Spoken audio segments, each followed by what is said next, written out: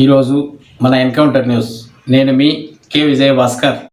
వెళ్ళేటప్పుడు సంతోషమే, వచ్చేటప్పుడు సంతోషమే. ఎందుకంటే 18 రోజుల పాటు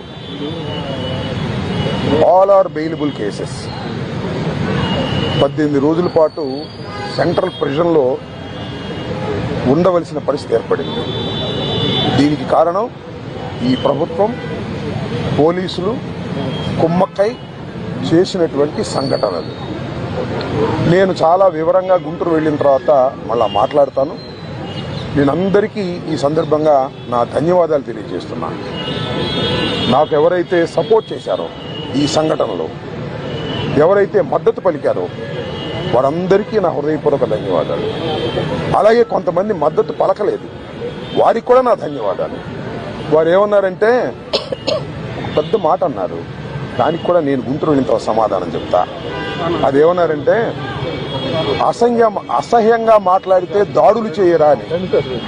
అసహ్యంగా మాట్లాడితే దాడులు చేయదలుచుకుంటే ఎంతమంది మీద చేయాలి? అసహ్యంగా మాట్లాడే వాళ్ళ మీద. అది ఒక అంశం. వాళ్ళకు కూడా నేను రేపు నా సమాధానాన్ని తప్పనిసరిగా చెప్తా. 18 రోజులు నన్ను జైల్లో పెడితే నేను భయపడతాననుకున్నారేమో. భయపడే ప్రశ్న ఈ అంబటి రాంబాబుకు ఉద్భవించదని మనవి చేస్తున్నా. ఎందుకంటే ఈ చంద్రబాబు నాయుడు గారి ప్రభుత్వం వచ్చినప్పుడే జైల్లో ఉండటానికి సిద్ధపడ్డానని కూడా ఈ సందర్భంగా మనవి చేస్తున్నా. నన్ను హింసించాలని, నన్ను జైల్లో పెట్టాలని చంద్రబాబు, లోకేష్ ఎప్పటి నుంచో ప్రయత్నం చేస్తున్నారు. ఎక్కడో దొరికాను, లోపల పెట్టారు. చూద్దాం, టైం విల్ కమ్ అగైన్. పరిస్థితులు మళ్ళా మారతాయి.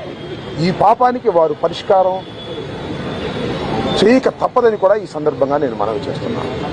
రాజమండ్రి సెంట్రల్ ప్రిజన్ నాకు పట్టుదలను పెంచే ఒక శిక్షణా కేంద్రం అని కూడా ఈ సందర్భంగా నేను మనవి చేస్తున్నాను. మరింత పట్టుదలగా, మరింత కసిగా ఎన్ని కేసులు పెట్టినా, ఎన్ని రోజులు జైల్లో ఉన్నా ఒక్క అడుగు కూడా వెనక్కు వెయ్యను. జగన్మోహన్ రెడ్డి గారి నాయకత్వంలో ఈ కూటమి ప్రభుత్వాన్ని ప్రజాస్వామ్యబద్ధంగా కూల్చేంత వరకు ఈ పోరాటం ఆగదు. ఎన్నిసార్లు జైల్లో పెట్టినా వెనక్కు వెళ్లే ప్రశ్న లేదు. అన్యాయంగా, అక్రమంగా జైల్లో పెట్టారు. నా ఇల్లు దహనం చేయడానికి ప్రయత్నం చేశారు, నా కార్లు బగలగొట్టారు, నా ఆఫీస్ బగలగొట్టారు, నా పెళ్ళాం బిడ్డల్ని తరిమి కొట్టారు, నన్ను చంపడానికి ప్రయత్నం చేశారు, తీసుకొచ్చి జైల్లో పెట్టారు. ఏమైంది? ఏమైద్దని అడుగుతా ఉన్నా. చంద్రబాబు నాయుడు అడుగుతా ఉన్నా, లోకేష్ని అడుగుతా ఉన్నా. ఏమైద్ది? ఏమైద్ది? ఏమీ కాదు. మళ్ళా కాలం తిరిగి వస్తుంది. అన్నిటికీ సమాధానం ఇవాళ చాలామంది మిత్రులు మాట్లాడారు. బయట జరిగిన సంఘటనలు నాకు తెలియదు, చాలా తక్కువ మాత్రమే, పేపర్లో ఉన్నవి మాత్రమే నేను తెలుసుకున్నాను. జైలు జీవితాన్ని నేను అనుకోకండి, ఎంజాయ్ చేశాను. ఎంత కఠినంగా ఉన్నా ఎంజాయ్ చేశాను. ఎందుకంటే ఒక రాజకీయ స్ఫూర్తితో రాజకీయాల్లోకి వచ్చినటువంటి వ్యక్తిని నేను, పట్టుదలగా ముందుకు సాగే వ్యక్తిని జైల్లో పెడితే భయపడిపోయే వ్యక్తిని అంతకంటే కాదు, మరింత ధైర్యంగా పోరాట పటిమతో ముందుకు వెళ్లేటటువంటి వ్యక్తిని కూడా మనవి చేస్తున్నా. ఎప్పుడు ఎక్కడా తప్పు చేయలేదు. పొరపాటు మాట్లాడితే వెంటనే పశ్చాత్తాపడ్డా. పశ్చాత్తాపానికి మించిన ప్రాయచిత్తం లేదంటారే, మరి ఏమిటి? ఎంతమంది పశ్చాత్తాపడ్డారు? నేను తప్ప ఎవరైనా పశ్చాత్తాపడ్డారా అని అడుగుతా ఉన్నా. సరే, ఏది ఏమైనా టైం విల్ డిసైడ్. ఒకటి మాత్రం నేను చెప్పదలుచుకున్నాను. నాకు ఈ సందర్భంగా సపోర్ట్ చేసినటువంటి వారందరికీ కూడా పేరు పేరున నా హృదయపూర్వక నమస్కారాలు, ధన్యవాదాలు. నా పార్టీ కానివారు కూడా నన్ను సపోర్ట్ చేశారు. దాడులు చేయటం తప్పన్నారు, దాడులు అన్యాయం అన్నారు. ఒకవేళ తప్పు మాట్లాడితే కేసు పెట్టి లోపల పెట్టాలి కదా, ఇంటి మీద దాడి ఏంటి అన్నారు. దాడి చేసిన వాళ్ళకు బెయిల్ వచ్చింది. దాడి చేయించుకున్న నాకు 18 రోజుల తర్వాత బెయిల్ వచ్చింది. ఏం చేయగలిగారు? ఏం చేస్తారు? దేనికైనా సిద్ధపడి రాజకీయాల్లో జగన్మోహన్ రెడ్డి వెంట నడుస్తున్నటువంటి వ్యక్తులం. ఆ రోజు రాజశేఖర రెడ్డి వెంట నడిచాం, ఇవాళ జగన్మోహన్ రెడ్డి గారి వెంట నడుస్తాం, తుదకంటూ నడుస్తాం. బొందిలో ప్రాణం ఉన్నంత వరకు జగన్ వెంట నడుస్తాం.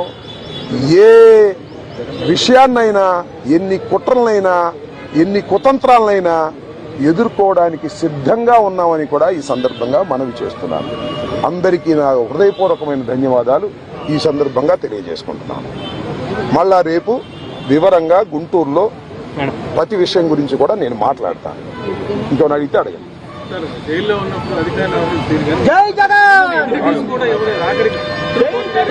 జైల్లో ఉన్నప్పుడు అధికారులు వాళ్ళ రూల్ ప్రకారం పోతారు, అక్కడ ఫుడ్డే పెడతారు. అది నాకు నచ్చినా నచ్చకపోయినా ఆ ఫుడ్డే తింటాను.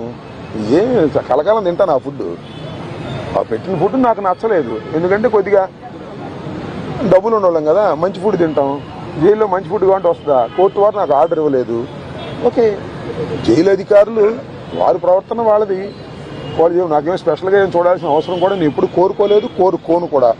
సామాన్య ప్రిజనర్గానే ఉండటానికి నేను ఇష్టపడ్డాను. కోర్టు ఆర్డర్ ఇస్తే బయట భోజనం తిన్నాం అనుకున్నాం, కోర్టు ఆర్డర్ ఇవ్వలేదు, లోపల భోజనమే తిన్నాం. కొద్దిగా చిక్కినట్టున్నా, అయినా ఏం కంగారేం లేదు, ఏం ఇబ్బంది కూడా ఏమి లేదు. ఆరోగ్యం బ్రహ్మాండంగా ఉంది. ఆరోగ్యం మరింత పట్టుదలగా ముందుకు సాగుతుంది.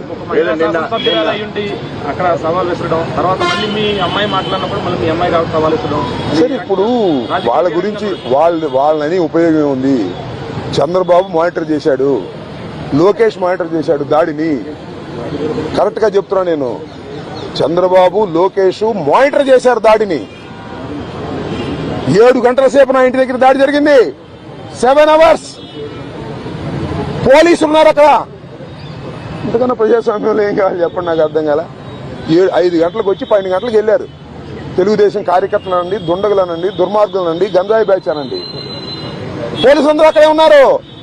వాళ్ళ సమక్షంలోనే దాడి జరిగింది, వాళ్ళ రక్షణలోనే దాడి జరిగింది. మీ అందరికీ తెలుసు, నేను ప్రత్యేకంగా చెప్పాల్సిన అవసరం లేదు. బట్ నేను 11వ తారీఖున రాత్రి 10:20 నిమిషాలకు నేను అరెస్ట్ అయిన దగ్గర నుంచి ఇప్పుడు వరకు ఏం జరిగిందో బయట ప్రపంచంలో నాకు లిటిల్ నాలెడ్జ్ ఉంది. అంటే పేపర్ నాలెడ్జ్ తప్ప నాకు ఎవరు ఏమీ నాలెడ్జ్ ఇవ్వలేదు. కాబట్టి ఈ నాలెడ్జ్ అంతా తెలుసుకుని రేపు చాలా వివరంగా, చాలా సుదీర్ఘంగా నేను నా ఆవేదననండి, నా కోపం అనండి, నా బాధ అనండి, నా ఆర్గ్యుమెంట్ అనండి ప్రజల ముందు పెడతాను. ఎందుకంటే ప్రజల ముందు ఎందుకు పెట్టాలంటే ప్రజలకు అర్థం కావాలి, నేనేమిటో తెలుసు. అయినా ఇప్పుడు జరిగినటువంటి సంఘటనలో చాలా పత్రికలు రాసినాయి కదా నా మీద, వాటన్నిటికీ ప్రజలకు చెప్పుకోవలసినటువంటి బాధ్యత నాకు ఉంది. కాబట్టి రేపు చాలా క్షుణ్ణంగా చెప్తాను.